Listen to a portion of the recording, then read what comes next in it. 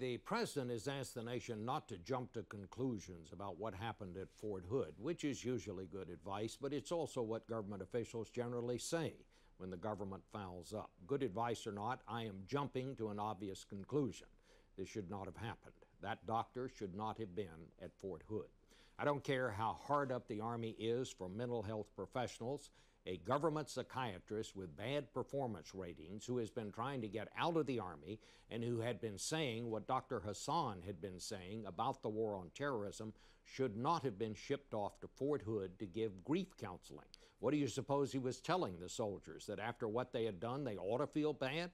Certainly no officer with his record would have been allowed to lead soldiers into combat. But sadly, this shows the Army still does not take protecting soldiers' mental health as seriously as it does training them to shoot. And then there is the other part that often happens in government.